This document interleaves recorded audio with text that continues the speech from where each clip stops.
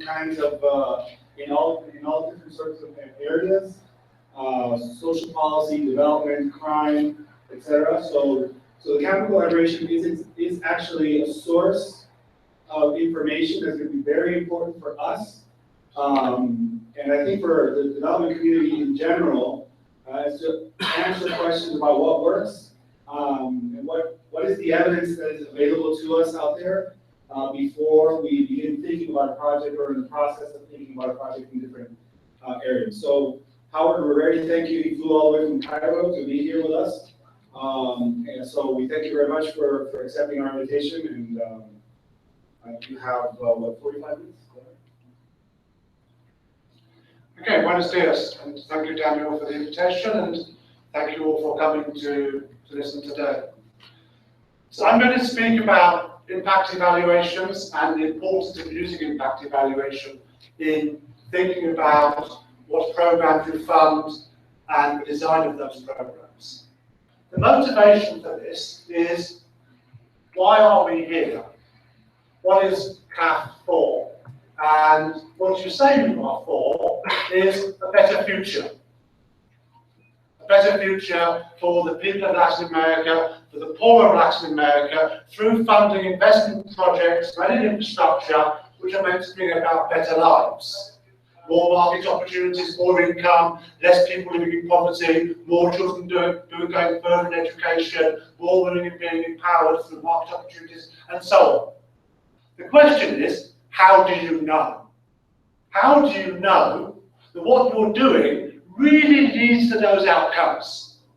Rather than, well, we've always funded roads and electricity, we'll just keep funding roads and electricity because it's what we do. Yes? That is not a justifiable rationale in this day and age. In this day and age, people are asking more and more, you need to show results. You need to show that what you are doing is making a difference. And that's why we are here. That is why we do what we do. We do what we do because we believe the investments we support will make a difference to the lives of poor people across the continent. We believe that, but we need to be able to show it. I'm going to tell a few stories for this presentation. Let's start with a simple one. A few years ago, there's an organization called Charity Navigator in the United States that has a website that ranks different United States charities on how well they do. So people who want to invest in charities, members of the public or foundations, can go and look at Charity Navigator and see which are the best performing charities. Charity Navigator used to just assess performance based on the quality of financial reporting and so on by the charities, but a few years ago decided to start actually assessing the impact of the different charities in Charity Navigator. This was very controversial. Many of the NGOs and non-profits within Charity Navigator said, oh, but you can't assess what we do, you can't assess the impact of what we do, it's too complex, it's too systemic, it's too long run, blah, blah, blah, blah, blah. So I was asked to write a piece saying, what do you think of this debate? And it just happened that I used to run 3IE, the International Initiative for Impact Evaluation, and 3IE's main office in Delhi. And I was in our office in Delhi when I got this request. And it happened at the weekend that the tea lady in 3IE's office in Delhi ran her own NGO. A little NGO which used to collect money and sell clothes for an annual budget of around $5,000 to $6,000 to pay for immunisations in slum areas. So I went to visit her NGO, and when we went there, she handed me their quarterly performance report.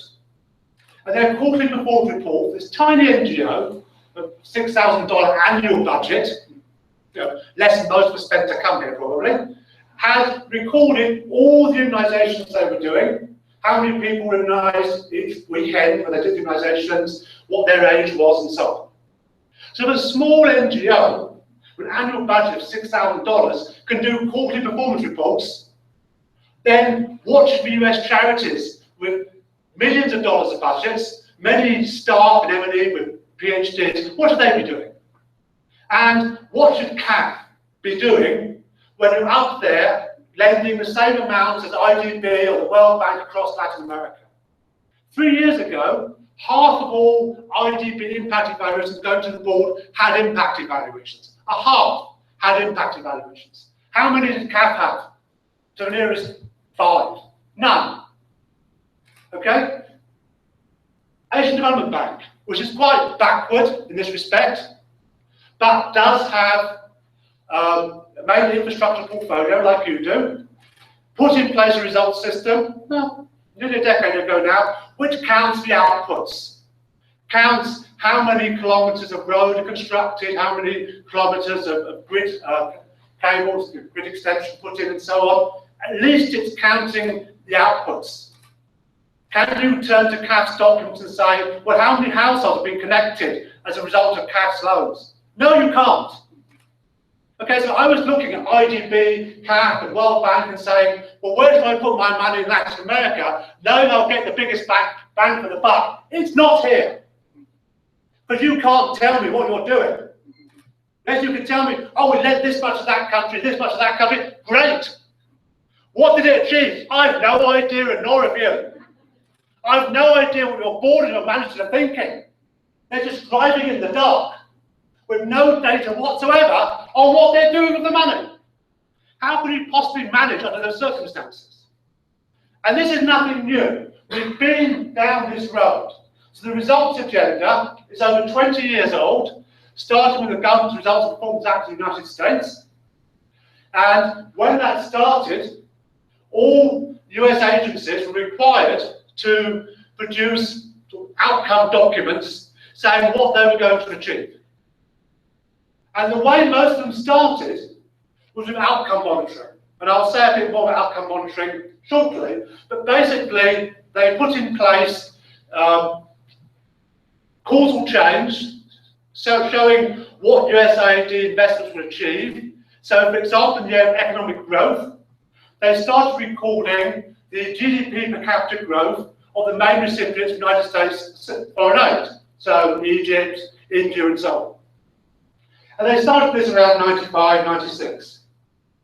In the early 2000s, they sent their annual report on their results to the General Accounting Office, GAO in Washington, saying the GDP growth rate of Egypt was this, and India was this, so that of Bolivia was this. That's what we've achieved.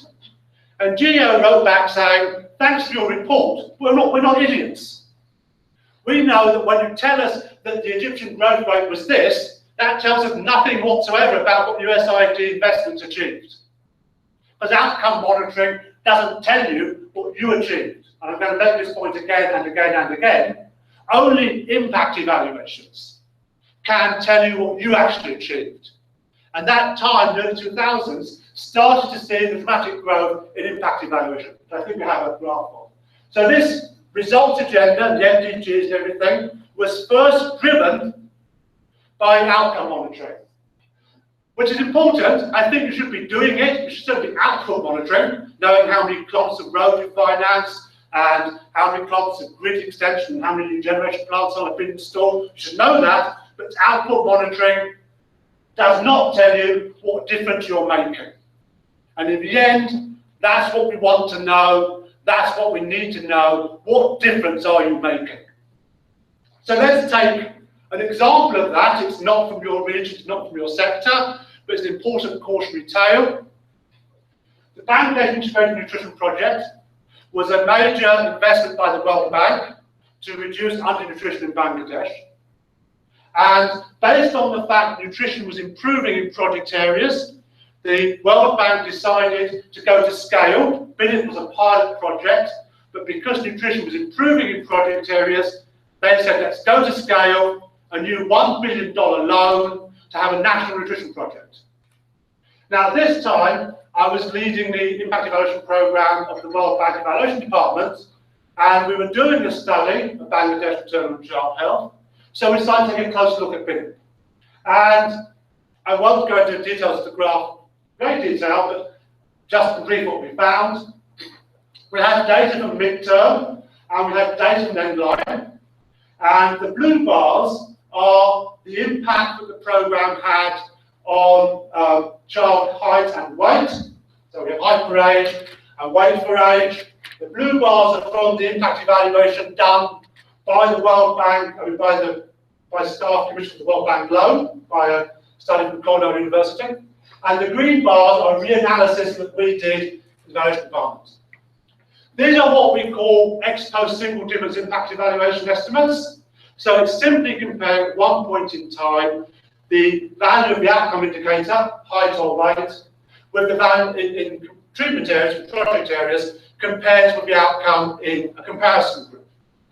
So it's an ex post single difference. So when you see a negative impact on height, it does not mean children are actually getting smaller because of the project.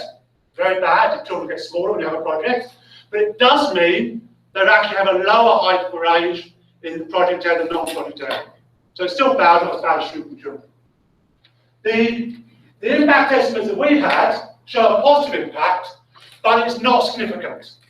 So we conclude that this BINIT project is not working.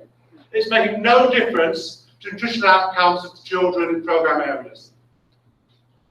Why did we conclude that? I think it's quite important in the 3 ideas we promoted, having an underlying theory of change about why programmes work or don't work. And I'll just mention these very briefly. This BINIT was a nutritional counselling project that gave nutrition and counselling to the mothers of young children. But actually in rural areas of Bangladesh, women don't do any shopping. It's the men who do the shopping, and it's the men who decide what gets planted in the family land. So the food available to women to feed their children is determined by the men. They weren't part of nutritional counselling. Secondly, many women live in joint households, which means they live with their mother-in-law. And what do mother-in-laws around the world do? Mother-in-laws tell their daughter-in-law what to do. Yes? So the mother-in-law wasn't responsible for the child, mother of child wasn't responsible for actually deciding how to cook the food, prepare the food, or what to feed the child. The mother-in-law was. And they weren't part of the targeting. That was about the programme. That was so bad that women living with mother-in-law were actually 30% less likely even to take their child away in the first place. If you're living with your mother-in-law, she says, oh, you can't go out in public where men will look at you, you can't take the child away in the public weighing station. So the women living with their mother-in-law were not even exposed to the nutritional counselling in the first place. But secondly, there was a huge knowledge and practice gap. BINIT was a behaviour change project that tried to change nutritional practices. And it's enormously hard to change behaviour, to stop drink driving, smoking, healthy eating or exercise, safe sex, all of those things take years, decades to achieve. So actually changing nutritional practices in 12 to 18 months was always very unrealistic. So what we found was that women projecteers did know about the things they were meant to do, but did not put them into practice. Indeed, one focus group told us, well, sir, as long as our mother-in-law is still alive, we won't do those things. When our mother-in-law has passed, maybe we can do that. Secondly, this programme had supplementary feeding. It gave out supplementary feeding to malnourished children, which is one of those things where you might think, well, it's so obvious, you're giving supplementary feeding to malnourished children, it just must work. There's no need to evaluate it. Well, you're wrong. It seemed like it just must work, but it wasn't working. Why wasn't it working? There was massive mistargeting. There was type 1 error, where there were many malnourished children in programme areas not getting into the programme. And there was type 2 error, where many children in the programme were not actually malnourished. So just like any anti-poverty programme reaching people that aren't poor, it won't reduce poverty because the people it's reaching aren't poor. Same problem. Why was it not working? Because the community nutrition practitioners, women in the villages trained for the programme, had no idea how to interpret the growth charts that told them which children should go to the programme or not. That was a problem that identifies a common problem in nearly all development interventions. Nearly all development interventions require some sort of education or communication of knowledge to be transferred of how to do things or do things differently. And when we put those into programmes, we assume that knowledge transfer occurs 100% success rate. Now, I used to be an academic, and the first time you mark students' exams, you want to sit there and cry. Yes? You say, I told them this 3 times. Why is no one getting it right? Yes? Not everyone is an A student.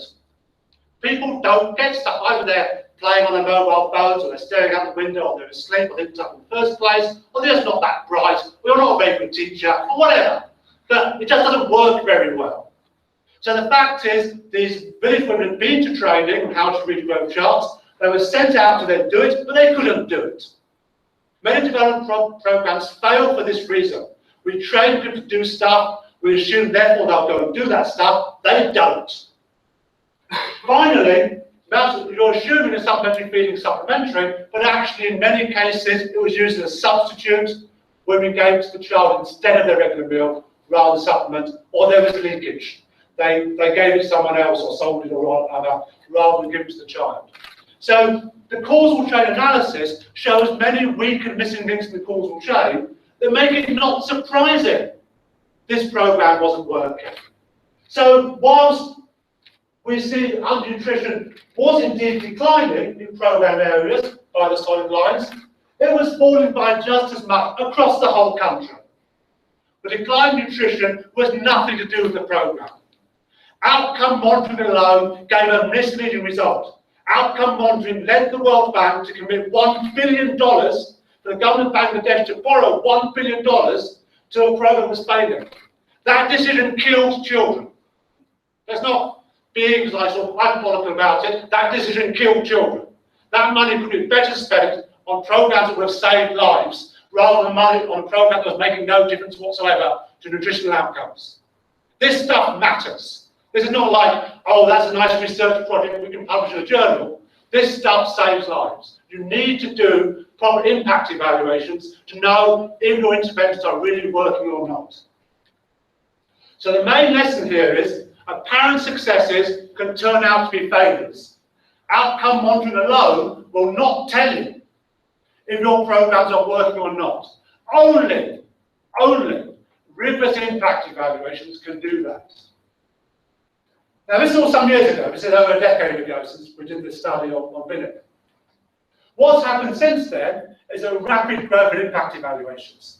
This is not cumulative. This is number of impact evaluations published a year in the 3i Impact Evaluation database. So from 15 years ago or so, with fewer than 50 new studies a year, we're now in a situation where we have, by now, since 2012, by now over 400 new studies coming out each year. So huge growth in impact evaluations in development. It's just developing countries. But most of these are in health. Well, that's going to go there somewhere. Yeah, so it's mostly focused on health, followed by education. So the question is, what about infrastructure? Now, you know, if you go back to this graph, a large number of these are randomized controlled trials. A growing proportion of these are randomized controlled trials. And you've probably heard that RCTs are the gold standard. It's not a term I use. I think a good counterfactual embedded theory of change is really the gold standard. But RCTs are a good way of establishing causal relationships. So is it possible to randomize infrastructure? Okay, can we randomly allocate things like the grid? Well, the answer is actually surprisingly yes. What we've learned in the last 15 years is that randomization is possible for a much wider range of interventions than we originally thought possible. When I was at the World Bank back in 2003, we organised a conference on impact evaluation where Esther Flow from James Powell said, oh, maybe 5% of our interventions can be subject to impact evaluation. We know now it's much more than that. Much, much more than that. So, for example, of course, you're doing off-grid electricity. You can easily randomise, even down to the household level, but certainly at the community level with solar home systems, microgrids, microhydro, and so on. If you're doing soil upgrading, urban development, you can randomise either at the household level, or you can randomise again at the community level with certain sites and services, schemes like street lighting and so on. And of course, water supply and sanitation, again, you can do community level, standpipes and so on, or even households with latrine and particularly pointed use water treatment. So there's a lot of things, it's not a big infrastructure, a lot of infrastructure where randomisation is possible, and there are growing numbers of studies in all of these areas. Go to the 3i database or Campbell Library Reviews, and you'll find information about studies in these areas. Even large-scale infrastructure can be subject to randomised control trials. Let's take grid extension, so rural electrification distribution.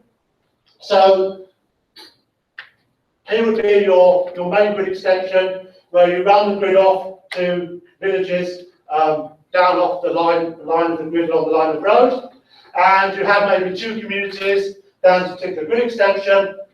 You group into a pair, and you randomly assign one of that pair to get the grid now. The other one doesn't get the grid now, get it later. It's called a pipeline design or step wedge design. And you do that, of course, at various points along the grid. And so you've got here 5, and ideally as you have around 20 or 30 pairs, in each case where you're giving the grid just one of those pairs in the first instance. 2 or 3 years later, you go back and give it to the other community down that extension. So you've got this 2 or 3 year period whereby you can use the unconnected member of the pair as your comparison group. So it's a step wedge design. The progression evaluation in Mexico and the best impact evaluations in the region and indeed across the world was precisely a step wedge design like this. They rolled out digital cash transfer over a 3-year period.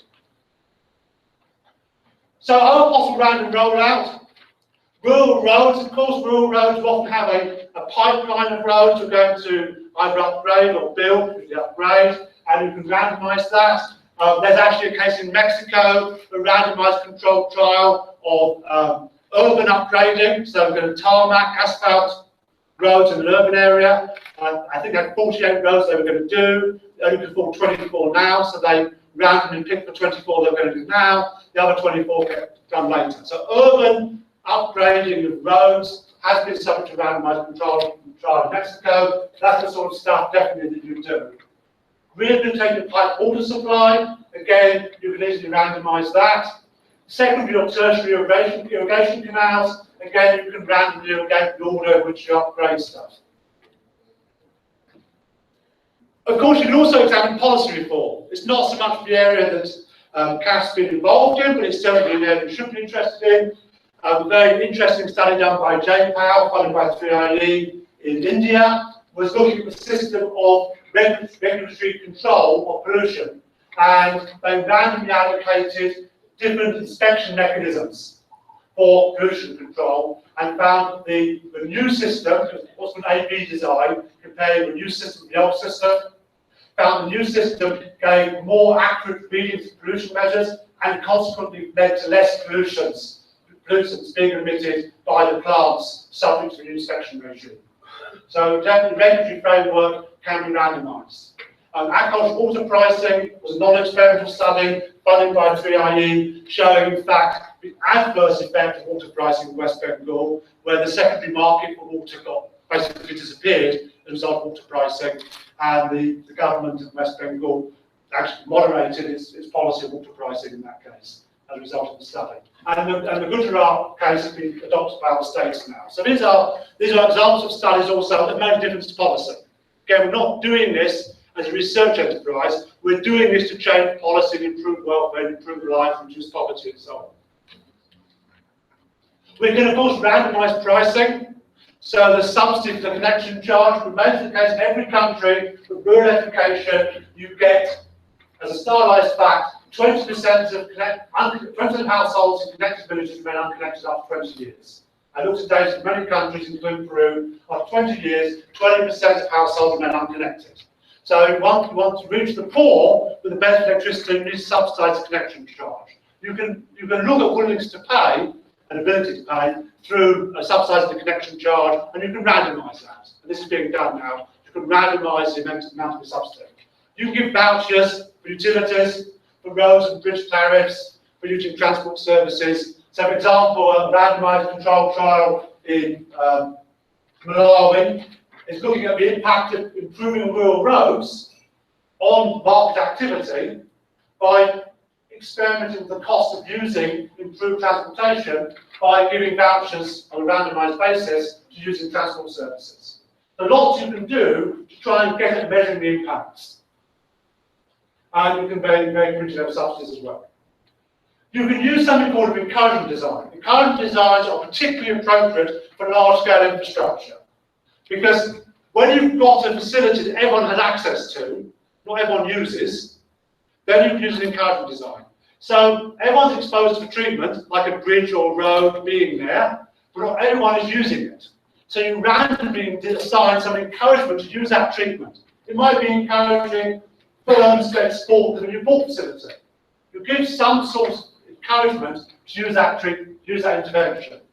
So the encouragement mustn't directly affect the outcomes, it must affect the propensity to use the treatment, the project, the investment. Most normally it's information, but it might be a price subsidy if that won't affect the outcomes. That's all about randomized controlled trials. There's a lot of discussion you can have about the possibility of doing randomized controlled trials of large-scale infrastructure. It is not a no-go area, something that should be discussed. But where it's not possible, then non-experimental designs can be considered. Sometimes the study is done ex post, randomization wasn't done, so you can no longer do randomization. Or there may be administrative or political difficulties in doing randomization. Some people raise ethical arguments. I think all of those are easily counted. There are no genuine ethical arguments against randomization. Or it might be as a natural experiment. One of the first ever impact evaluations, carried out in the 1850s, so over 150 years ago, was of an infrastructure investment. So there were cholera outbreaks in London in the 1850s, and water in London came from two suppliers, one of whom took water from further upstream on the Thames, and the other who took it further downstream, where it's more likely contaminated by effluent. And any single tenement building could actually have water supply coming in from both those different utility suppliers. So it wasn't like one did posh areas, one did poor areas. They were really mixed in.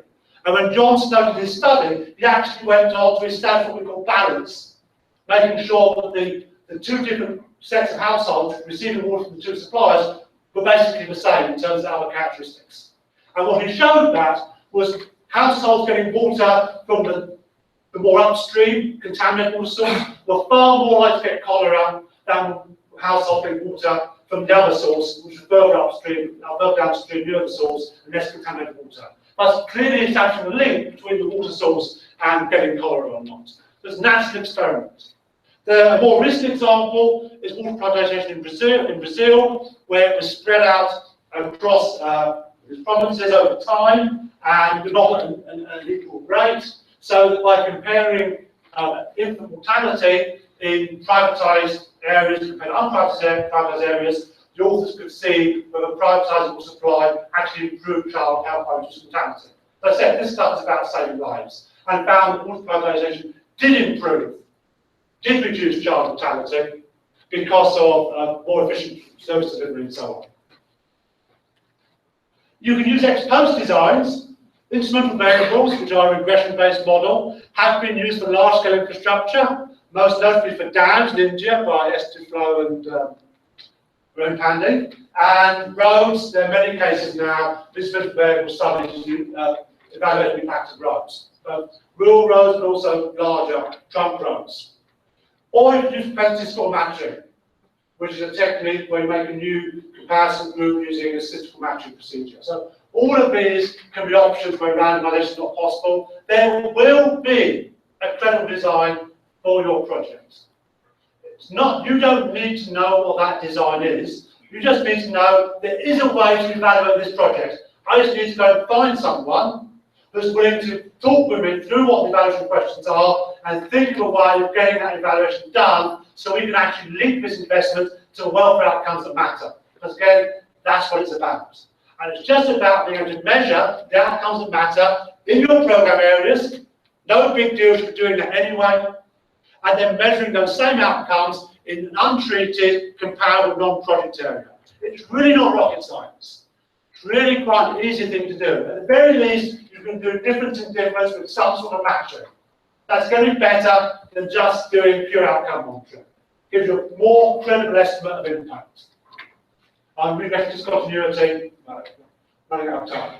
Okay. So, here's an example from Irrigation is actually based on a study I did in Andhra Pradesh on large-scale irrigation project in upgrading the extension. So here was the main canal with the secondaries, and they were going to extend the main canal, and they were going to extend the secondaries and tertiaries up here. So we had these villages here, and we had new villages over here. So we had already treatment villages up here where they were extending the secondary canal. So these are treated communities getting irrigation water. These communities beyond the extension are plausible comparison communities. They're not going to get the canal water.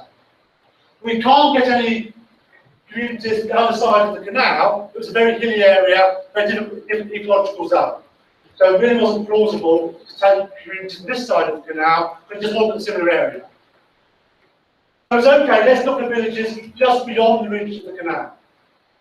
We wanted to do, and we're going to do difference in difference. So we're going to look at before and after in treatment and project treatment areas and non-project areas. But we then did some matching, what's called the region of common support, having common similar characteristics in treatment areas and non-treatment areas, project villages and non-project villages. And that led us to cross out quite a lot of villages. Because those too far away were more likely to be there remote from town, less good education facilities, more likely to be tribal peoples and so on. So those communities that weren't very similar to these communities got crossed out, as did these communities too near the head of the secondary, because they weren't very similar either. So we focused our treatment comparison on these communities that were closer to each other, not just distance-wise, but in terms of their socioeconomic characteristics. And we did that using census data. India has quite good census data, quite thick census questionnaires. So they're available and you can download them and so on. You can also do this using administrative data. Many studies use like Education Management Information System, lots of decentralized socioeconomic data across Latin America now is readily available. So you can easily do some sort of matching based on existing data sources. Here's an example of balance achieved with propensity score matching. So you see that before you do matching, households, this is looking at access to clean improved water supply. Households having access to improved water supply are very different to those not having access. So like those having access, only less than a third live in rural areas compared to over 3/4 of those without access. So you're not comparing like with like. When you see a difference in child diarrhea, it's a common outcome variable for rural supply. When you see a difference in child diarrhea between households with clean water and without clean water, you cannot attribute that difference to access to clean water because these sets of households are very dissimilar. Once you do propensity score matching, so you're now making a comparison group that's more comparable, you now say, what have we got? I got excited there. Sorry, here we go. There we go. There you see that now they're very comparable. Around a third of each in rural areas, around a third of each covered which is not quintile child. So the matching procedure is to ensure balance, to make sure you're comparing like with like. That's the crucial thing in impact evaluation. You must be comparing like with like. The project community, project household, project individual, project firms that you collect data from must be compared to comparable non-project households or firms or communities. Randomization ensures that is the case. If you can't randomize, then you use a non-experimental procedure like propensity score matching to make sure you get these comparable groups. So then we see the difference in child diarrhea. We now can attribute to having access to clean water, because otherwise these households are comparable. When you do have a weak design, like the irrigation on pedestrians, a weak design, there's no denying it, you can triangulate. Try and get different data sources to get an estimate of impact, and try and back that up with more qualitative sources as well. And use a theory of change to think who benefits and how. So if you're building a big new bridge, which you think is going to lead to higher income and lower prices, look at what the underlying causal chain is, like migration and commuting, access to markets, increased goods availability. Collect data on this too.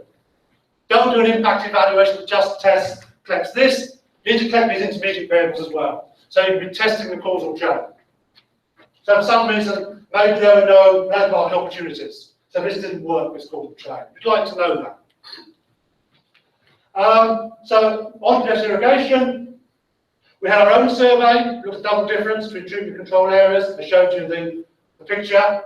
There was government data on irrigated, unirrigated vandals and sub-districts in the project districts. So we used that data as well for double difference estimates.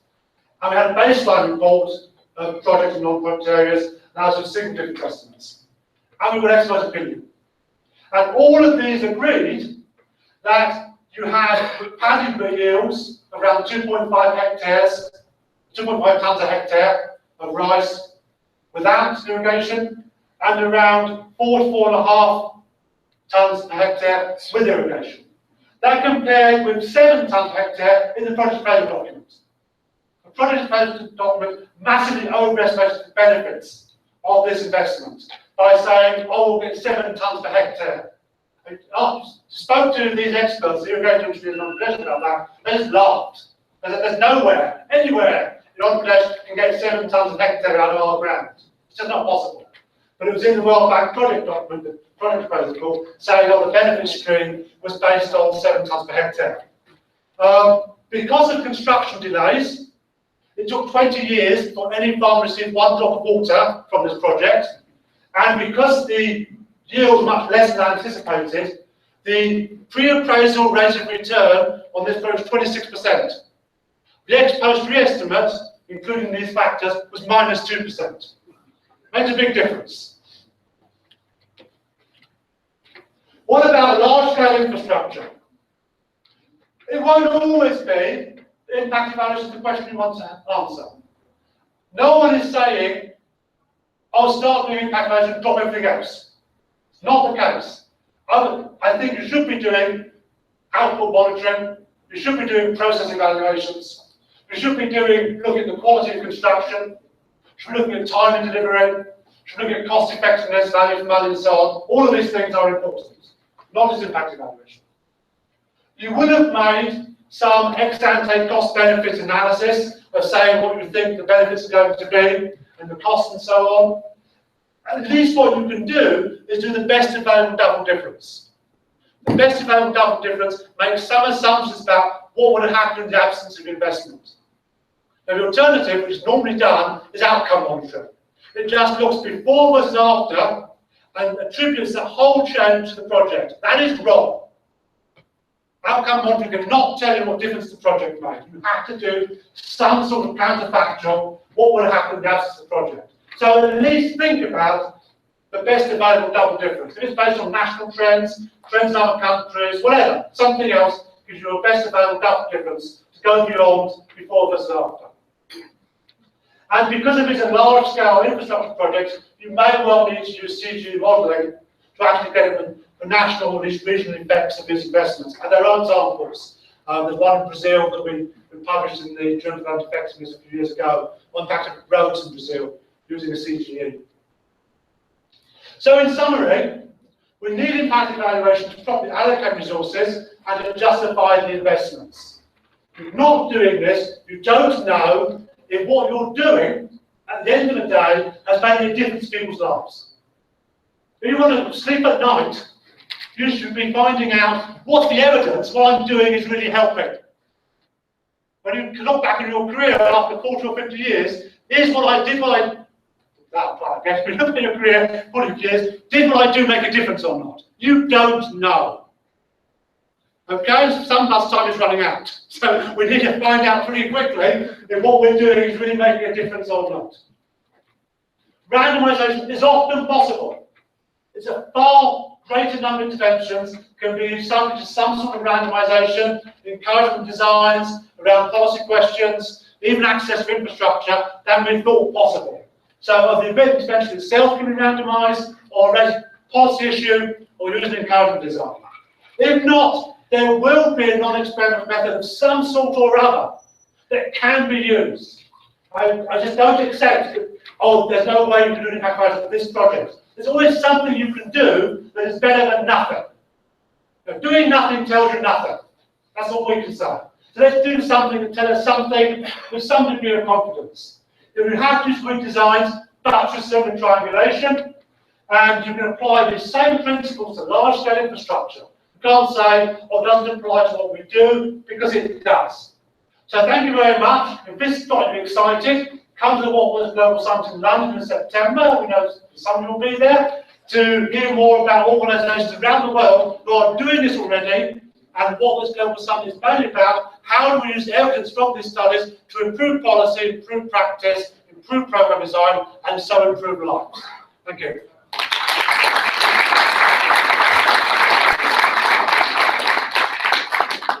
Podemos hacer la ronda de preguntas, las pueden hacer directamente en inglés si prefieren, si se sienten más cómodos en español las dicen y Daniel traduce.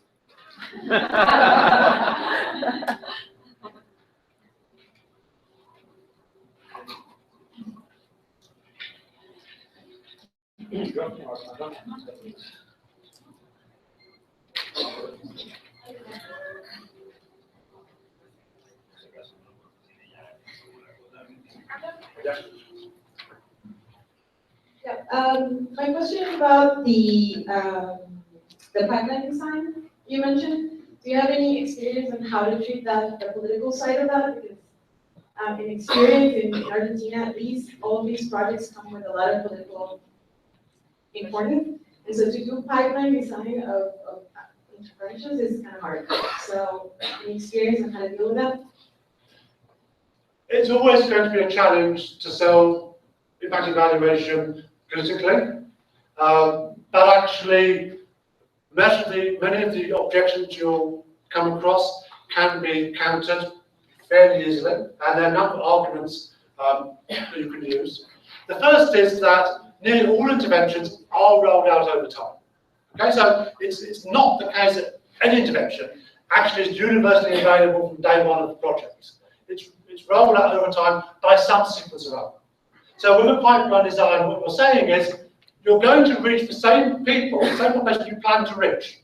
All we're saying is we want to actually change the order in which that happens. Now, there might be logistical reasons against that, and you can't just randomize at household level, but you can go up a bit at some administrative unit, and if there's still sufficient power in the design with that higher level unit, then you've still got possible design.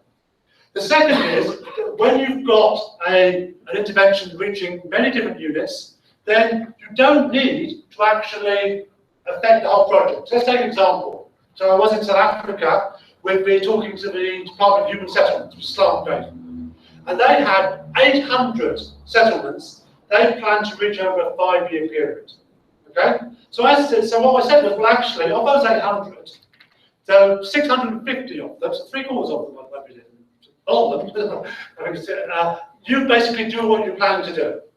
We just need 150 of 800 for our sample.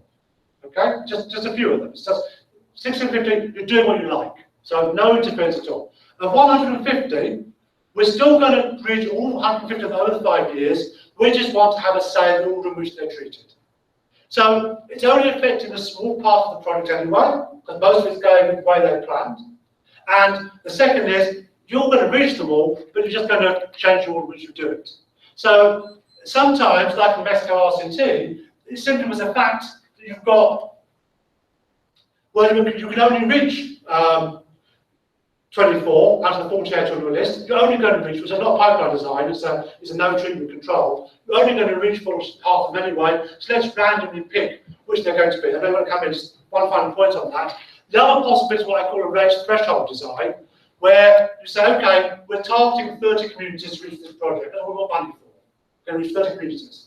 I mean, it could be 300, but let's say 30. So it's okay, well, rather than 30, identify 60 you think you'd be happy to reach, be eligible for this project.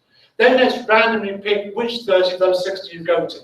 So there's been no difference to actually your project or the size of your target group. We just expanded the eligible group, I call raised threshold, expand the eligible group a bit, but in terms of your targets, you're reaching the same number and everything. So there's lots of ways you can approach this. I wanted to add that a lot of these decisions are related also to the time that there are in the government. And so these are like 3-4 year periods, and they want to show results, and they want to show them quick, and to choose and randomize, I mean, in the implementation is a little hard. I mean, if it's a 10-year plan, that's a national level, maybe, but government, like municipal governments or provinces, they want to show results, and to randomize is a little hard in experience. Okay, so there's two separate issues there. So one is that randomization is procedure, slowing things down or complicating things. Not true. Randomization is a more transparent and accountable way of assigning program benefits. Okay? And so, like, we're also familiar with Brazil, they had soap opera stars come on to public randomization ceremonies on television because that's very transparent. A lot of these had mayors coming along, public randomization ceremonies, picking up which communities, which municipalities will get the program, because it's very transparent. We're not assigning the program behind closed doors. No one knows about the program. It's done in public by a random assignment mechanism. Public randomization services are very critically saleable as a way to promote programs. It means that you have to very explicitly define eligibility criteria, which communities are eligible for this program, which municipalities are eligible for this program, and then draw up a list just of the criteria, and then which communities actually meet those eligibility criteria. It's more transparent than what's being done before. And there's no way in which it actually slows anything down, because all the political arguments that slow down the final decision allocation are removed. We've got a clear, transparent, accountable mechanism. The second issue is, well, they want the results sooner. You often get asked, how long does it take for an impact evaluation? How does it take, 3 years or 5 years, 10 years? That all depends on the theory of change. How long does it take for the benefits to be realised, especially in a large group, that you can go and measure them and get statistically significant results if the benefits are there? And for an infrastructure investment, we saw it on the projection for 20 years before farms received any water. So you can't measure the benefits before that. So for large-scale infrastructure, it might well take a long time. Yahoo, the search engine, it wants to test new designs of its homepage to see which gets a higher click-through rate, so more revenues for Yahoo. So it comes up with a new design, doesn't sit around discussing and conceptualizing it, it puts it up there, it gets millions of visitors an hour, so 100,000 visitors go to the new design, and the rest go to the old designs, A, B, and RCT, and after 1 hour, they analyse which made a difference to click-through or not. So an impact evaluation takes 1 hour, or it takes 10 years, or 20 years. It depends on the theory of change. Now, if you've got a program that would only deliver benefits after 5 to 10 years, and your policymakers say we need results in 2 years, I understand. Put in place a process evaluation, put in place measuring intermediate outcomes that you can show differences in earlier. The intermediate outcomes get realised quicker than final outcomes. So put in place for measuring those and have an output reporting system. You've rehabilitated this many kilometres of road. That's all political capital. You tell them any information you've got and you build that into the design. This, in the end, as we move to more evidence-based programs, we heard in the first presentation, this is what policymakers, it's what politicians, it's what the public, it's what the press, civil society are going to be demanding is, where's the evidence for your programs? Where's the evidence to make a difference? You need to be feeding them that. You want them to be coming to you, not you going to them, saying we want these studies of our programs, so we need to be able to demonstrate impact.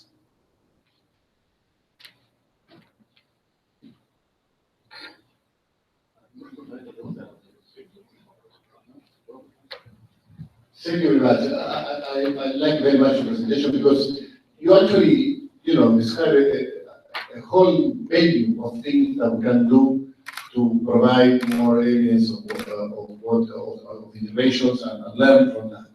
The first thing you mentioned is, guys, just you have to first, measure outputs. You have to do that. I mean, you start with that.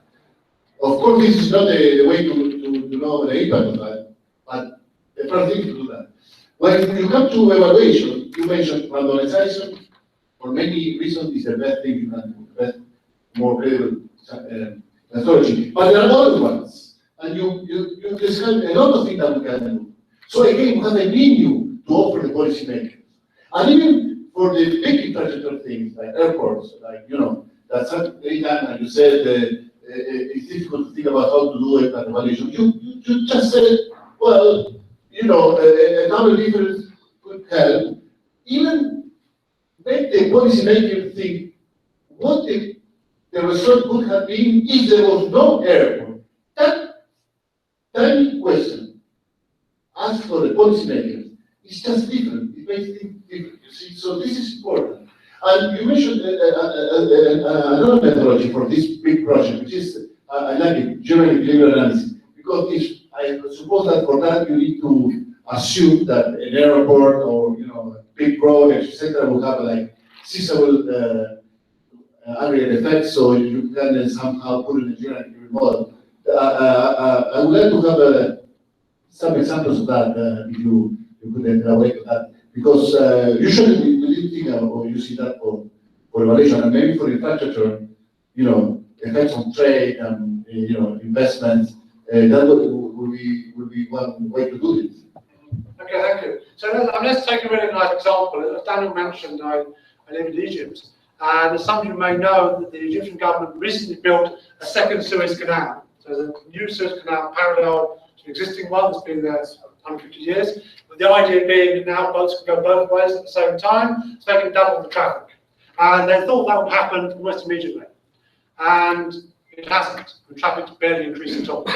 And this is bad because the Egyptian government put out lots of bonds at 15% to borrow money to pay for the canal. And now it's putting out new bonds in dollars at 5% to pay for the old bonds. So it's Ponzi financing itself. And many of Latin America are familiar with these stories. But the basic thing there is we can at least compare what they projected would happen, which is like this, what's actually happened, which is like this. And that's a start.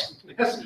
And so there's a starting point. The outcome monitoring is what has happened, and there has been some increase. Let's, based on what we know historically, try and model what would have happened if they had not built the second canal.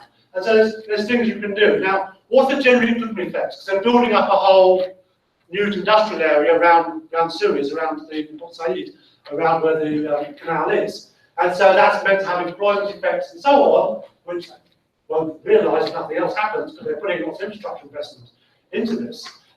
So to capture the benefits of that, you indeed want to do CG modelling. You can go back to the 60s and find CG modelling of large-scale infrastructure. I mentioned there's Eduardo Haddad's paper in Brazil from just a few years ago on trunk roads in Brazil.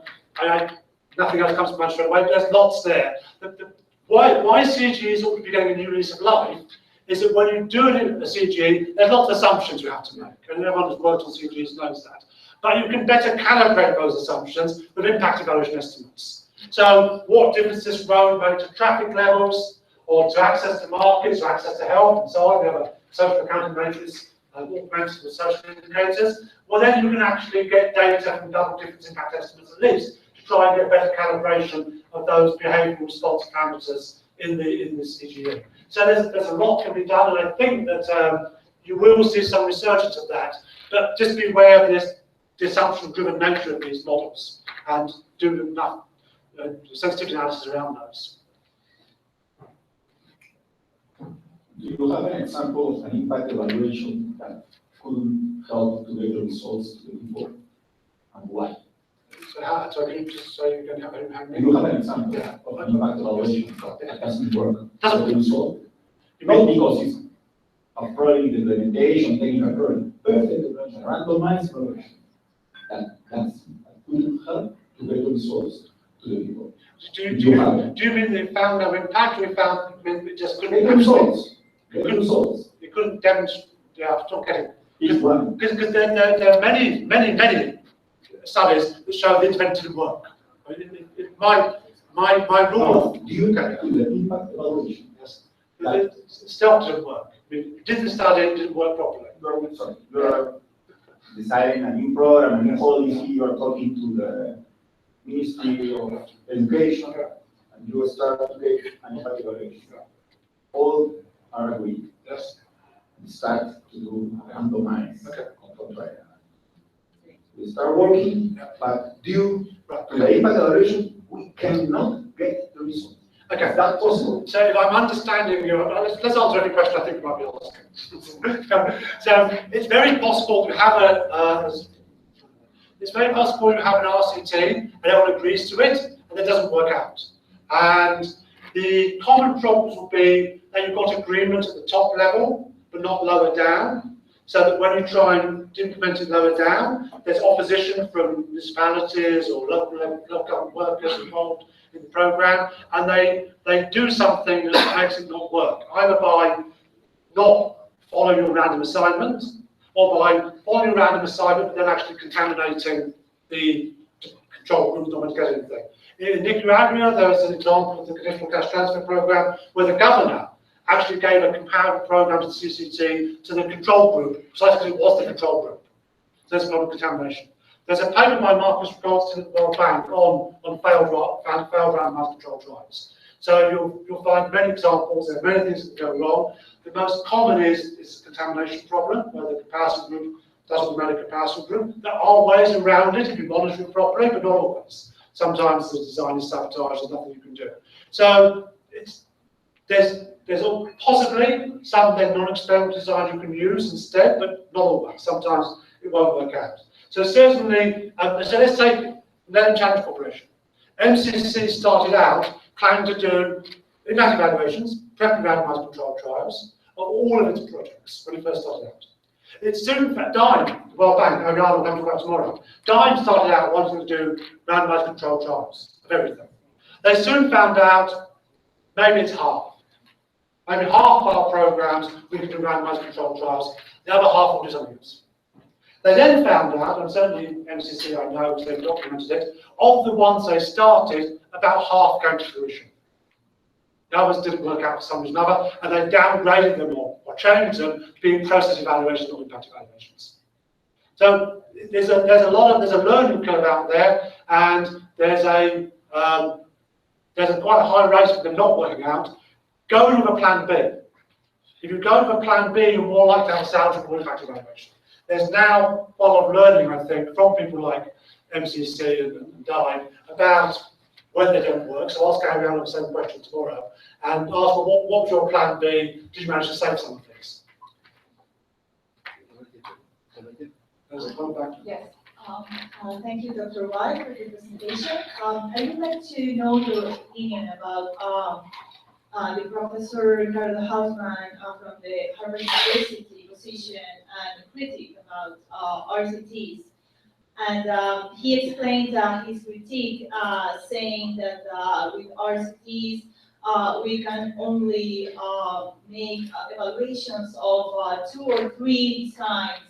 And he opposes that with a theory that and a practice that we developed that some professors of the the Center for International Development at Harvard University, that is the problem-driven iterative adaptation. There is more likely to evaluate many design possibilities and to have like a very rapid evaluation and feedback from those designs. And I would like to know your opinion about Professor Hausman's critique on RCTs.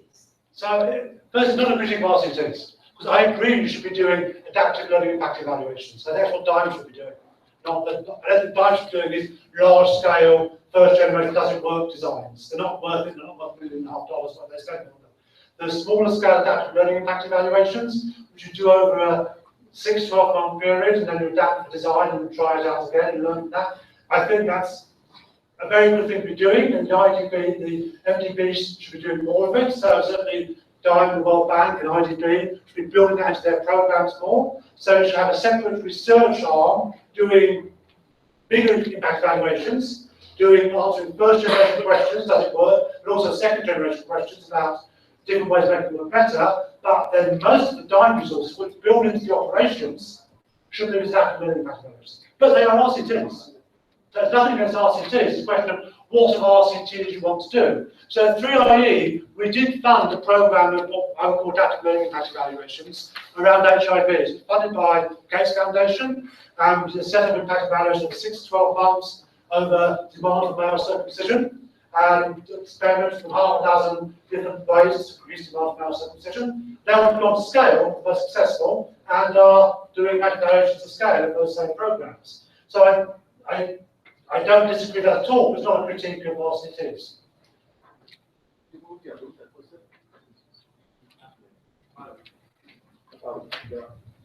Hi, thank you very much for your presentation. It was really interesting.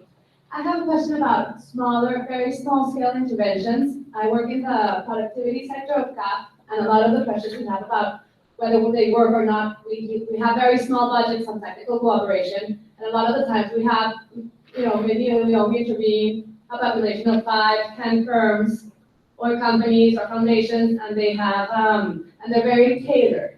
So it's very difficult to do either a matching or any other similar, more randomizing.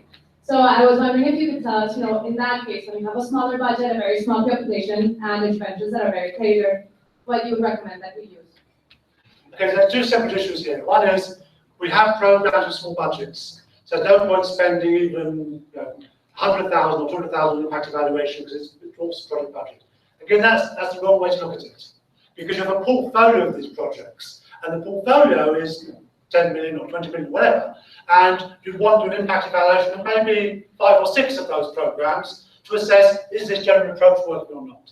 So no one's saying you're an impact evaluation of all of the projects. You have a particular model you're using quite widely, then pick a sample of those and do an impact evaluation of that sample.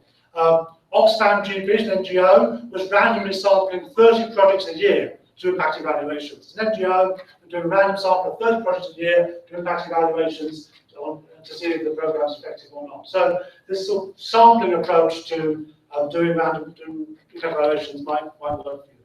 The second problem is a small n problem. That the level of intervention, actually, we only have a small n. We only intervene with 5 firms, so we can never get sufficient power in any one study. If that's really the case, there's no point going down the quantitative impact evaluation route. We'll never have sufficient power. And just accept that, stop there, the story. If there's some possibility of conceiving of the program on a regional basis over a period of time, and say, well, we can actually look at, say, these 6 countries, and there's a portfolio of 100 there, and we do some sort of pipeline design over those 100, then that could be a possible approach. The other objection is there's a lot of heterogeneity. We actually do different types of program in these different countries, customize it to a particular context. Then it depends what your evaluation question is. If it is, does our general approach work, given that its precise intervention is different, but it's all part of the same general program, is that program in general working? That you can tell. Now, it might be there are 1 or 2 key design features you can identify across the portfolio, and you can, through stratification and randomization, try and isolate those and see if they make a difference or not. So you need to talk to someone a bit more detail about this. But it's probable that if you can pool across countries, you can do something. Even historically, you can use data. If you can't pool across countries, then you can't do it. Just a quick question. The Vice Minister of Education of Peru mentioned whether when you want to do a evaluation of a program, maybe it could complicate actual implementation of the program. I'm going to go, my question is the other way around. Given that you try to do an evaluation of the program, of course, is that helpful if you like something to think about the program and improve the design of the program? Because given that then you have to think about the theory of change or to think about which challenge your intervention generates benefits to the people, that make you think about actually again about the program and may improve the design of the program. Then you evaluate the program, but the issue of thinking about evaluation may improve actually the design of the program before it starts. I don't know. Yes, so absolutely.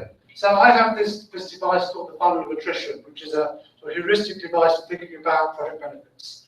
And the idea of the funnel of attrition is basically that the number of people benefiting from a program is always far less than you actually think it's going to be. And the attrition is the point that at each stage of the process of people benefiting, they drop out for some reason or other. So there may be you do a program and people are simply unaware of it. They just don't know this thing is there. I mean, it's unlikely to have a massive great big bridge or something on their doorstep, but with many programs, people simply might be unaware of the program. Second is, they might be aware of it, but they have insufficient information to actually decide whether it's right for them or not. This is in developed countries very common too. There are many, many state benefit programs that thousands of eligible people don't apply for. But they don't know enough about the program to know it's going to benefit them. It might be even that when people have made up, they know about the program, they still decide it's not for them. Mostly with projects that we design, we overestimate the benefits and underestimate the costs. We think that the poor people are sitting around there waiting to be developed by us. It's not true. Poor people are busy surviving. And they make their own calculation for any particular project that is worth their while taking part in. So even with this Auburn Great Big Bridge, you know, I'm busy, I'm really going to go across the bridge and look for work, a place I've not been before.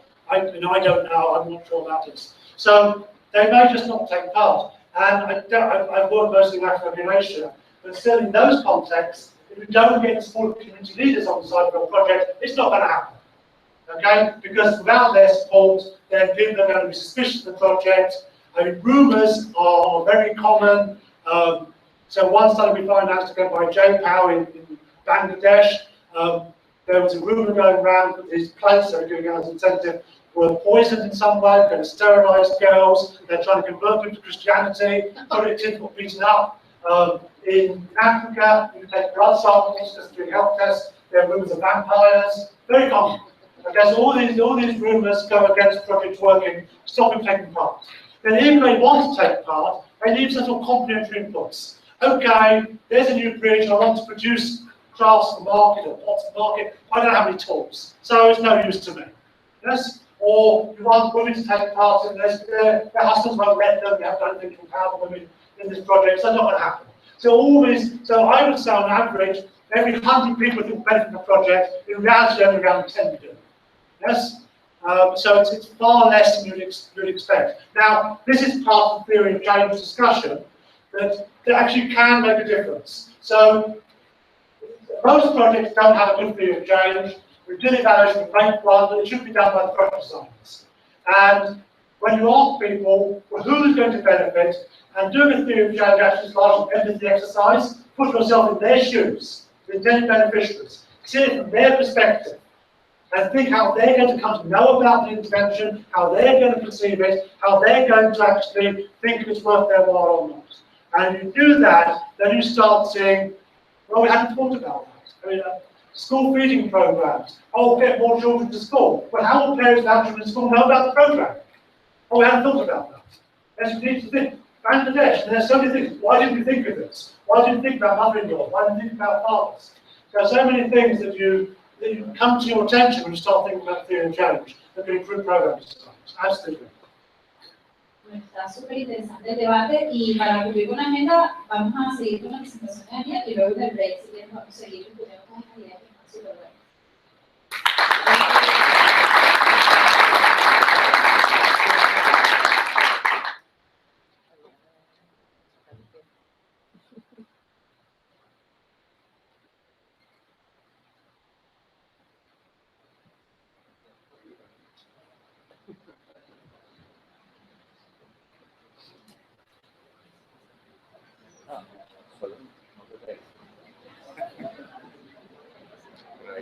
Bien.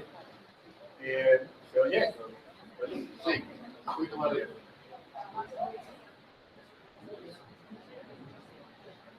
Bueno, yo quiero empezar pues agradeciendo, ya Pablo lo hizo, Adriana también lo hizo. Quiero empezar agradeciéndoles a todos por estar aquí, mostrar interés inicialmente en un primer momento, luego postularse, responder un montón de preguntas, luego hacer un curso en línea, dedicarle tiempo a eso, luego reunirse, formar un equipo con otra persona, llenar una ficha, mandarla. Todo esto realmente representa un compromiso muy importante de tomarse este tema en serio y quiero que sepan que nosotros eso lo valoramos muchísimo porque realmente creemos que estamos trabajando sobre una manera diferente de pensar nuestro papel en nuestro aporte al desarrollo y creo que este seminario tiene para nosotros, este taller tiene para nosotros una importancia fundamental precisamente porque creemos que solo en la medida en que todos estemos montados sobre este mismo barco, digámoslo así, en realidad vamos a hacer una diferencia, ¿no? Entonces, yo quiero empezar muy brevemente contándoles, para aquellos que no conocen tanto, lo que hemos venido haciendo desde que se creó el área de evaluación de impacto hace 3 años. Hemos venido trabajando con muchas entidades públicas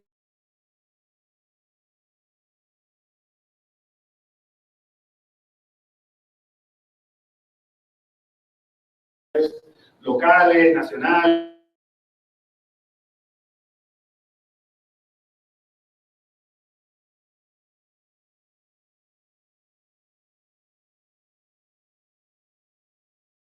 No sé si 35 proyectos que tenemos activos de evaluación de trabajando en 8 países y sobre temas muy diversos, capacidad del Estado, seguridad ciudadana, productividad. Estamos trabajando sobre temas de deporte para el desarrollo, de lo cual vamos a ver una presentación mañana, ¿no? Mañana. 17 de los proyectos en los que estamos involucrados son proyectos CAF. Cuando decimos proyecto CAF, nos referimos a proyectos donde CAF tiene un compromiso financiero, bien sea por un crédito o por una cooperación técnica. En este tiempo hemos culminado 17 evaluaciones de impacto aleatorias.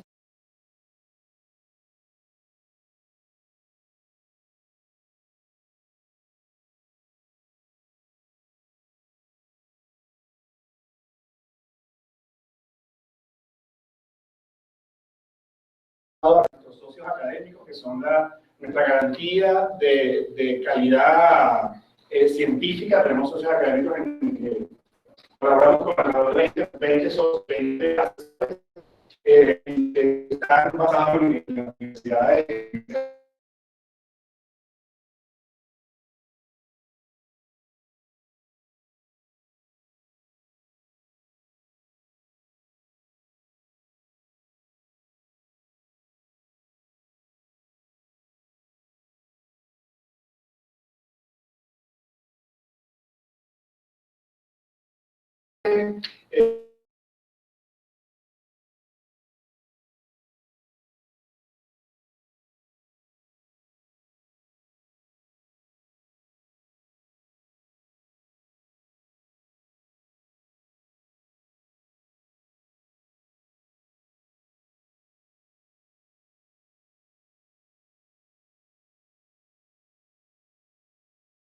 El lugar natural de la evaluación de impacto es el lugar donde la evaluación sirve como una herramienta para la gestión pública, donde ayuda a que las decisiones sobre recursos públicos sean mejores.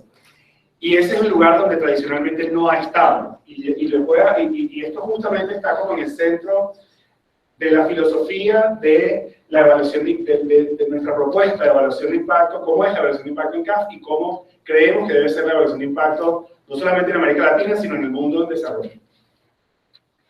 Entonces, para eso voy a ilustrarles lo que, bueno, hasta ahora, hasta donde sabemos nosotros, es el primer experimento aleatorio con funcionarios CAF, donde los funcionarios CAF fueron los conejillos de India, y donde el punto central está en que queremos ilustrar cómo es que podemos utilizar la ciencia para responder a una pregunta concreta, pragmática, que tiene alguna relevancia. Vale la pena advertir a la gente sobre las calorías que va a comer. Cuando va a decidir la comida, qué es lo que va a comer, vale la pena decirle, mira, esto es de gordito y esto es de persona fit. ¿Esto tiene sentido hacerlo o no? Y es una pregunta relevante porque esta es una práctica bastante habitual, digamos, en muchos comedores, incluyendo el comedor de la CAF. Para aquellos que están en Caracas, que han comido alguna vez en el comedor de Caracas, que supongo serán todos o la mayoría, han visto que esto se ha intentado allí. Y bueno, la presunción es que efectivamente sí, esto en principio, si yo te digo, mira, esto es una cosa que te va a tapar las calorías, tiene tanto colesterol que te va a tapar las arterias, entonces la gente come menos de eso. La pregunta es si eso es verdad o no. Y entonces hay la presunción de que sí, ¿no? Inclusive hay países que han introducido legislación al respecto. Entonces nos planteamos la pregunta, o sea, ¿de dónde viene esta cosa? Porque en realidad, y un poco yendo al comentario de Howard sobre la importancia de la teoría del cambio, que tenemos que pensar sobre cuál es la razón por la cual nosotros creemos que una determinada intervención va a tener un cierto efecto. eso es clave para nosotros poder diseñar adecuadamente, pues obviamente una intervención y naturalmente también su evaluación, para poder saber cuáles son esas variables intermedias que tienes que medir, que tienes que mirar. Entonces lo que está detrás de esta idea de que si yo le digo a la gente que está comiendo algo de gordito o no, si eso va a afectar su decisión, en realidad, si nosotros fuéramos totalmente racionales de acuerdo al modelo clásico, digamos, que usamos los economistas, nosotros asumiríamos que no, debería ser muy importante porque en realidad la gente tiene la información sobre las calorías, tiene más o menos todo el mundo conoce que son las cosas relativamente buenas, que son las cosas malas, y debería tomar decisiones precisas, calculadas sobre los beneficios y los costos de eso. Pues resulta que hay una corriente de conocimiento, de economía, que se llama economía conductual, que sugiere que tomamos decisiones a veces con base, usamos la heurística a veces para tomar decisiones, que tomamos reglas simples para decidir cosas, y lo cual quiere decir que muchas veces ignoramos o descartamos información que de hecho puede ser relevante, pero que bueno, nos fastidia, nos molesta pensar tanto sobre la cosa, y entonces utilizamos alguna regla sencilla para tomar decisiones. La manera como a veces se nos presenta la información, resulta que hay estudios que muestran que efectivamente eso afecta cómo decides. Entonces, si una planilla, por ejemplo, que tú tienes que llenar en un sitio, tiene un diseño con casillas muy chiquitas, de repente tienes menos probabilidad de llenar la misma información que si exactamente te hacen la misma pregunta, pero con una casilla un poco más grande. Es decir, hay cosas que se ha visto que tienen efectos sobre la manera como tomamos decisiones. Y hay algunas cosas que, digamos, caen bajo un paraguas general como de anomalías, donar cosas, tener comportamientos recíprocos con otras personas. Esas cosas caen un poquito fuera del marco tradicional de decisión racional. Y un poco el tema de si nosotros le decimos a la gente que está comiendo cosas muy calóricas o no, es algo que cae dentro de este ámbito. Nosotros, con un gran esfuerzo, especialmente de Armando y Eduardo, logramos armar en un breve tiempo un pequeño experimento en el comedor de la CAF. Muchos de ustedes que están en Caracas recordarán algunas de estas imágenes en donde se pusieron paletas con colores y el número de calorías que... Pusimos entonces estas paletas indicando si la comida específica que estabas eligiendo, que tenías allí, la opción que tenías, era una cosa verde, era bueno, sí, buenísimo, súper sano, amarillo, más o menos, y rojo, no te excedas de eso porque en realidad se te pueden tapar las arterias, ¿no? Entonces, lo que hicimos, ¿en qué consistió el experimento? Ustedes los que comieron el comedor y vieron esto, ¿lo recuerdan? El experimento se armó, lo armamos especialmente para poderlo presentar acá. Duró 7 semanas y lo que hicimos fue dividir cada día en 2 turnos.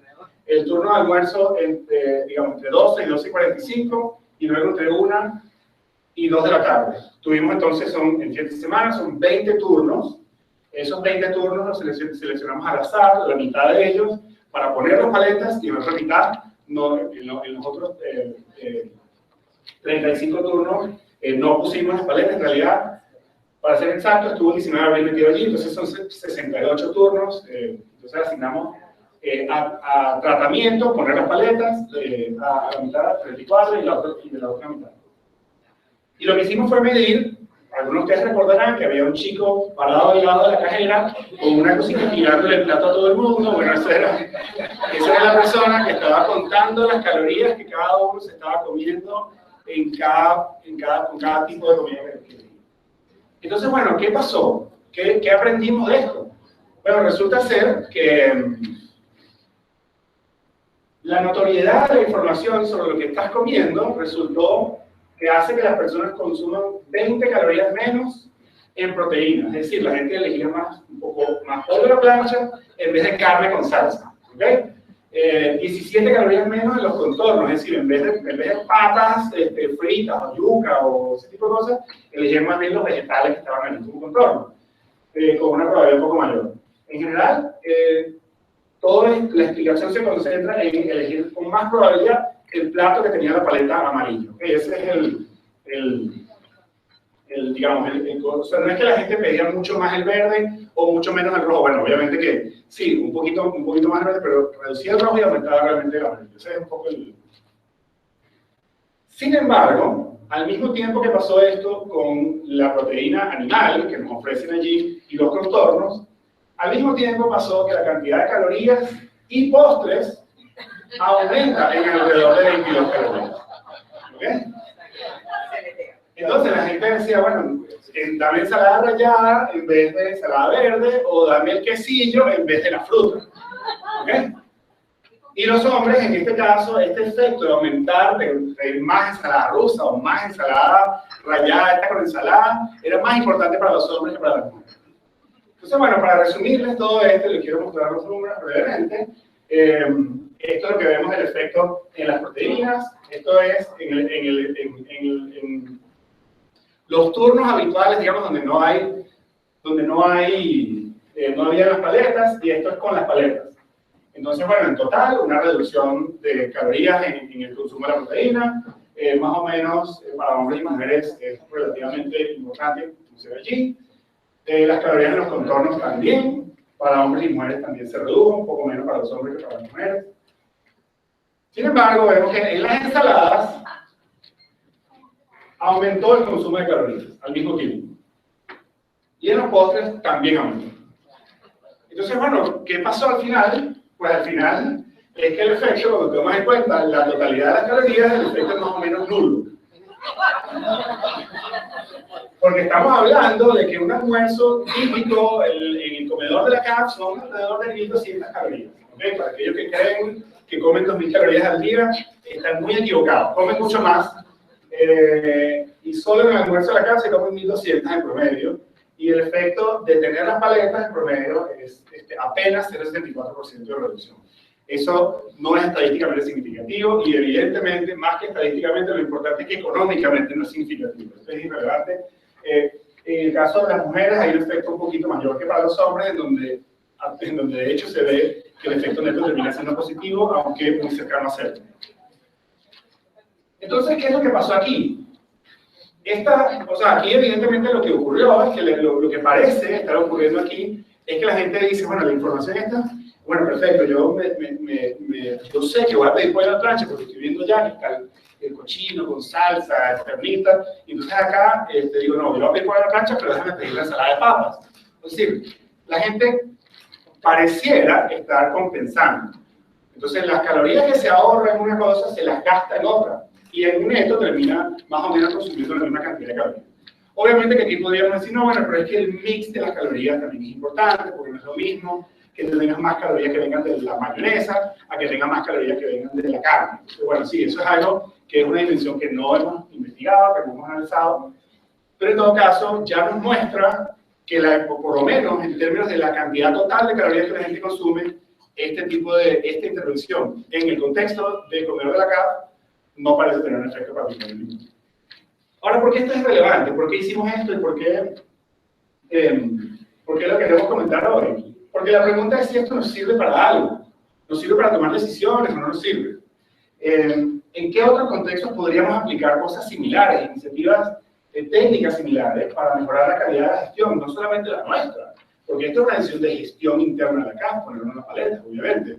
Hay muchas otras decisiones que tomamos y que podríamos mejorar o evaluar, por lo menos, cuantificar utilizando técnicas tan simples como esta. Pero más importante aún, incluso, es cuánto podemos nosotros ayudar a que nuestros clientes utilicen la ciencia para mejorar la calidad de sus propias decisiones.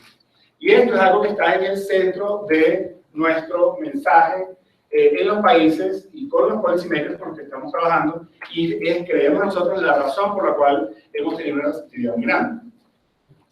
Entonces, esto justamente nos lleva a la definición general de cuál es el enfoque CAF sobre la evaluación de impacto. Pues está de hecho muy en línea con lo que ya se estuvo comentando hoy en la mañana por Howard.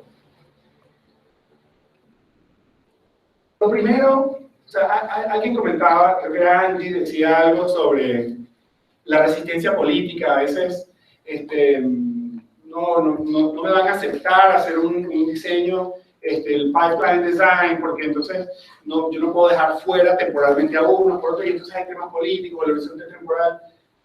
Y ciertamente hay, como muy bien dijo ahora, hay siempre respuestas factibles que tú puedes dar desde el punto de vista técnico. Desde el punto de vista ético, no hay mayores razones para pensar que la aleatorización represente un conflicto. Eso es alguna discusión un poco antigua ya, y hoy en día más o menos se siente que está medio superada. Pero en realidad también hay otro punto muy importante, que es que no necesariamente el policymaker que tienes enfrente tiene ganas de aprender. Porque a veces está enfrente y está diciendo, mira, es así, tú haces todo esto, sí está bien, pero tú estás partiendo del supuesto que a mí me importa esa cosa. Y en el fondo no me importa, a mí lo único que me importa son los votos, me importan otras cosas. Entonces esto es parte del trabajo, creo yo, que tenemos nosotros por delante en la región.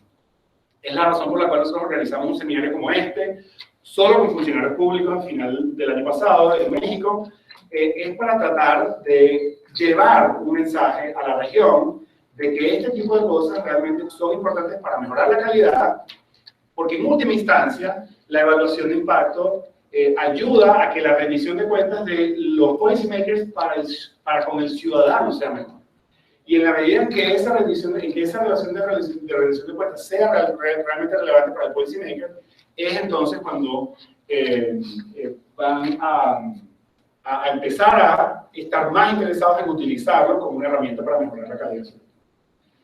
Entonces, ¿qué es lo que tenemos que hacer? ¿Esto de qué depende? Bueno, pues obviamente depende de que la pregunta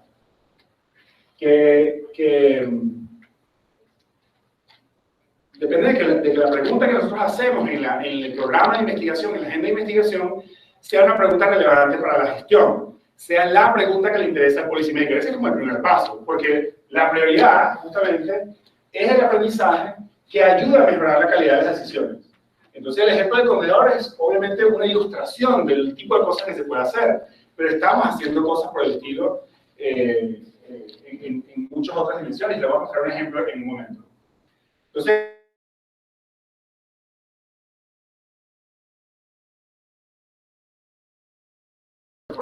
porque el tamaño es productivo, otras cosas, y podemos dar prioridad a ciertas cosas, pero tenemos que tratar de siempre buscar que esas prioridades o esos intereses que tenemos estén alineados con las necesidades de nuestros clientes. Esto es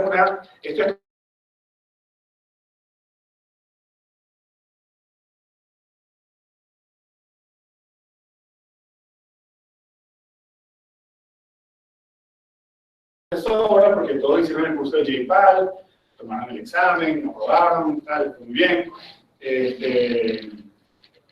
Howard también hizo una insistencia sobre estas cosas. Adriana en un rato va también a hablar sobre técnicas de evaluación de impacto. Pero no está de más repasar brevemente un poco la línea que nos describe los tipos de evaluación que podemos hacer. De lo que hablaba Howard en un momento de que decía que esto no funciona para demostrar el efecto del desarrollo, es el monitoreo.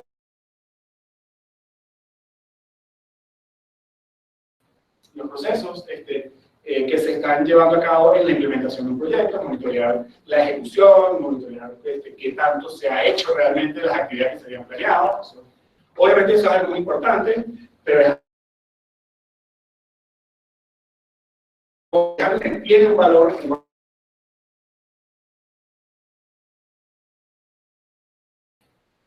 Evaluación institucional es algo sobre lo cual no se habla tanto, pero es algo también muy importante, y es básicamente una especie de revisión sobre qué tan adecuado es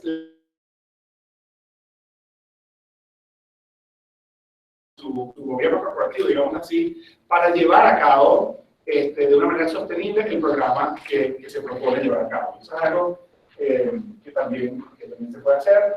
Evaluación de resultados, pues mirar si los resultados que se trataban de lograr efectivamente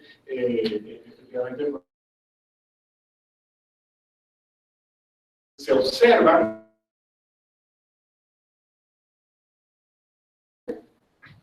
La parte de esos resultados que se pueden atribuir al programa específicamente y no a otras cosas. Porque evidentemente que la matriculación escolar, la nutrición infantil, tantas cosas son afectadas por muchas cosas más allá del programa que nosotros implementemos. Si nosotros ponemos un programa de subsidio alimentario que se entregue en los colegios, obviamente que, bueno, si eso tiene un objetivo de mejorar la nutrición, y luego medimos el nivel de nutrición de las poblaciones en el entorno del lugar donde implementamos el programa, podemos tener con eso una evaluación de resultados, pero qué parte de ese cambio en la nutrición infantil se debe al programa, es una pregunta totalmente distinta, y es lo que es la evaluación de impacto. Ahora, una vez que tenemos en la mano el dato de cuánto logré con este programa,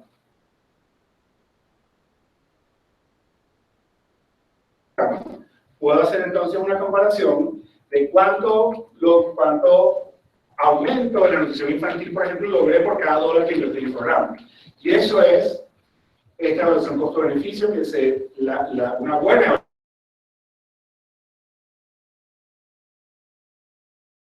beneficio prospectivo y otras cosas, pero estrictamente hablando, los costos beneficios deben hacerse con la evaluación de impacto. Muy bien, pero entonces, ¿qué significa el aprendizaje en CAF con respecto a nuestro proyecto, a nuestros créditos y a nuestras operaciones técnicas? Bueno, pues estamos trabajando en eso.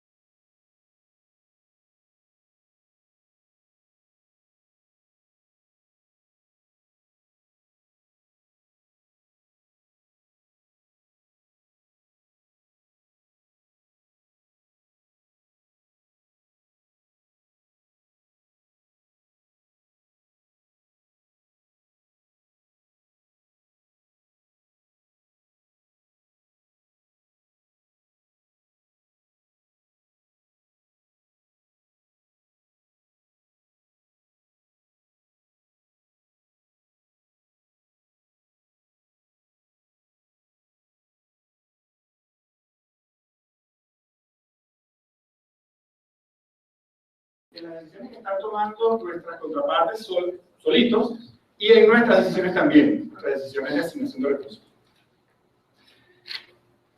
Y colaborar con el cliente para probar y aprender sobre formas de hacer las cosas.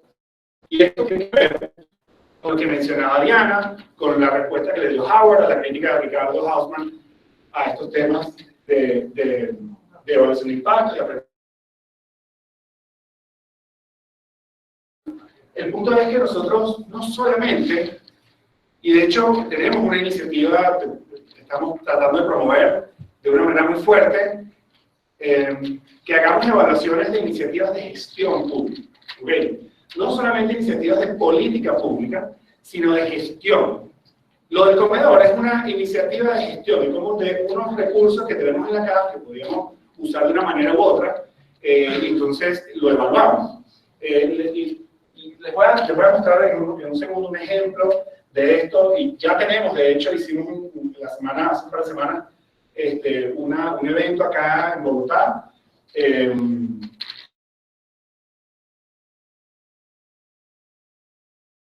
pública, a que presentaran iniciativas de gestión para las que quieren que los ayudemos a evaluar, ¿no? Bueno, ¿cómo priorizamos los proyectos? Decía Corina hace un momento. ¿Cómo priorizamos nuestros esfuerzos? Porque, bueno, ven, acá está el equipo completo de evaluación de impacto. No somos muchos, tenemos apoyo de asesores académicos maravillosos que están project managers y cosas así.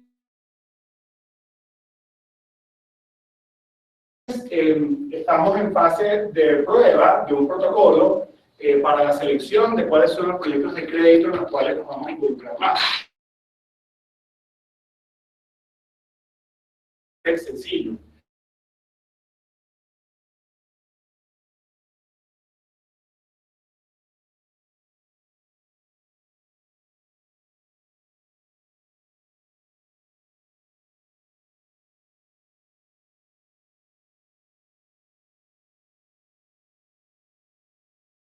La operación, le preguntamos a un director de la DPP o a quien delegue, a una persona o economista país dentro de la Dirección Corporativa de Análisis Económico y Conocimiento para el Desarrollo,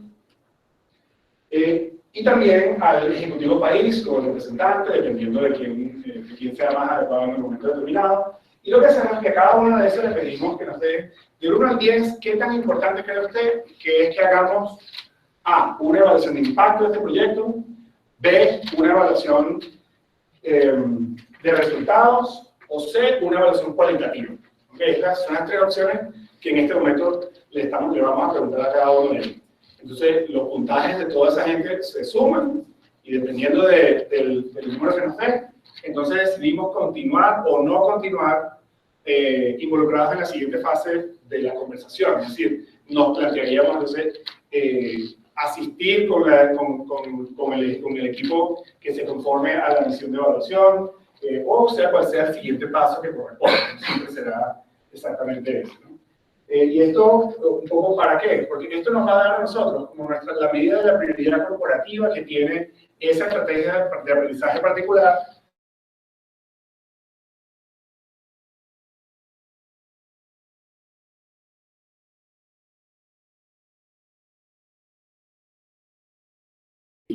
un primer filtro que no teníamos claro, de hecho no hemos tenido en nuestra corta historia una forma sistemática de decidir, de priorizar una cosa sobre la otra en términos de proyectos de crédito. ¿Okay? Con respecto a la coordinación técnica, en un proceso de revisión con el área de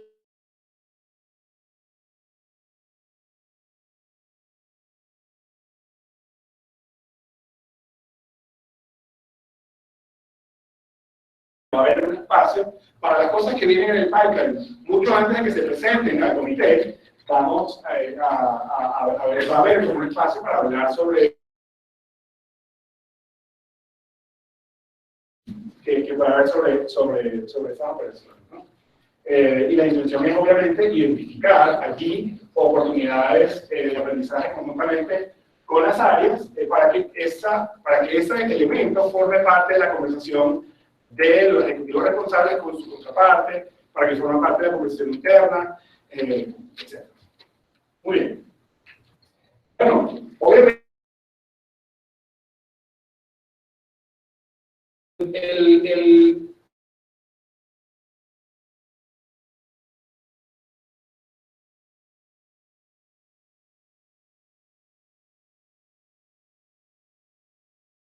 bien, porque, y voy a hablar de esto en un segundo.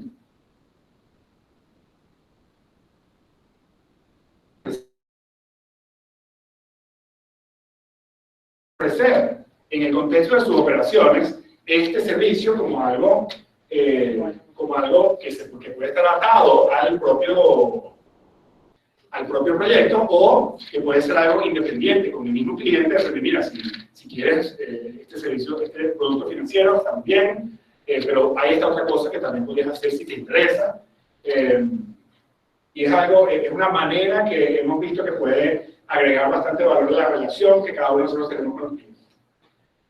Entonces les quiero dar un ejemplo muy breve de algo de ese estilo, de hecho, de una evaluación que hicimos de una iniciativa de gestión.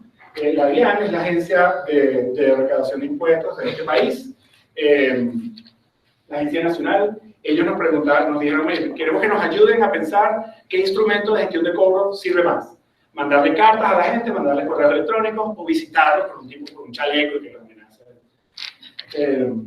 Entonces, ¿qué es lo que hicimos? Bueno, hicimos un experimento grande con 20.000 contribuyentes a nivel nacional y básicamente, grosso modo, mandamos a 5.000 le mandamos una carta, a 5.000 le mandamos un correo electrónico, a 5.000 le mandamos una persona y a otros 5.000 no le mandamos nada. Y luego vimos cómo era el pago de impuestos de cada uno de nuestros grupos y obtuvimos unas respuestas que fueron importantes para su decisión subsiguiente en términos de esas herramientas. Es decir, decidieron entonces focalizar las visitas mejor para los contribuyentes, para los que tenían mejor información, decidieron priorizar la recolección de información nueva, la actualización de los datos de la gente. Es decir, ellos con un experimento sencillo que no les costó nada, porque todos los datos que se utilizaron acá fueron datos administrativos, fue muy simple hacerlo. Ellos aprendieron mucho y al año siguiente mejoraron su recaudación utilizando otros instrumentos de una manera muy importante. Entonces, ¿de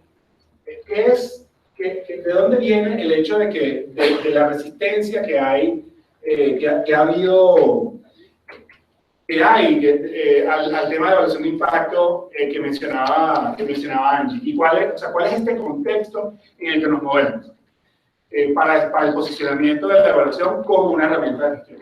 Bueno, justamente como hemos trabajado, esto es algo que viene de una fuente distinta.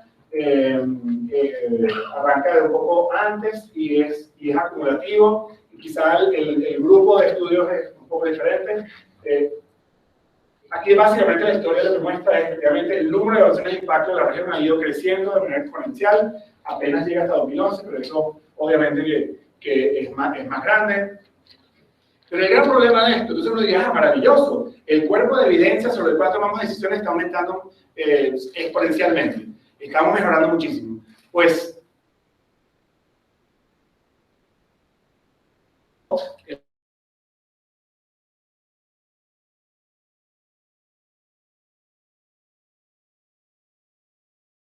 100% de los programas en la región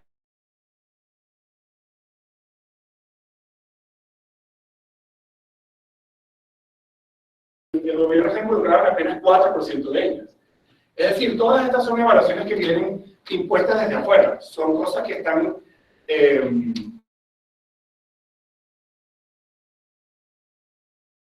se hace, la impone otra persona, la impone o bien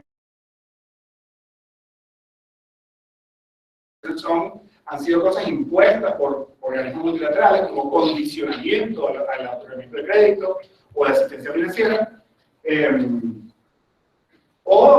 Y entonces aquí esto responde a las preguntas de repente de los donantes y no necesariamente de los países.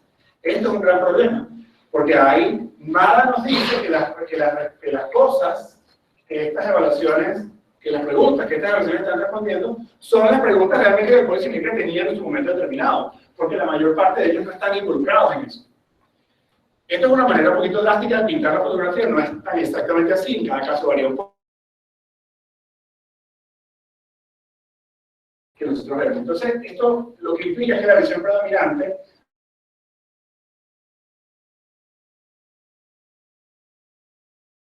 en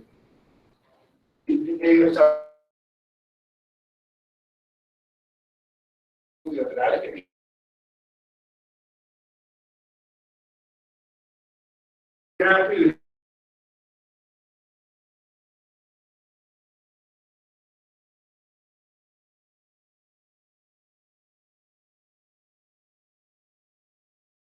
cosas que realmente podrían serlo simplemente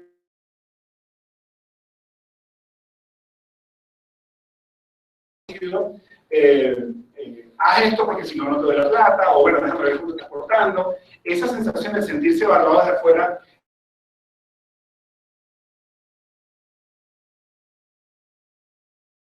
de mucho priorizar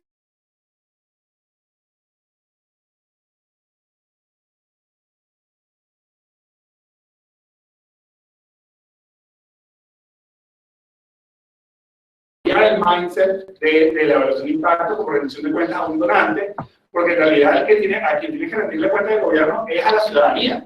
Y eso es algo que tenemos que mostrarle a los gobiernos que es real, que es posible, que es factible. Y nosotros estamos en la mejor posición de todos los organismos internacionales para hacerlo en América Latina, porque nosotros tenemos una tradición de no imposición de condicionalidad.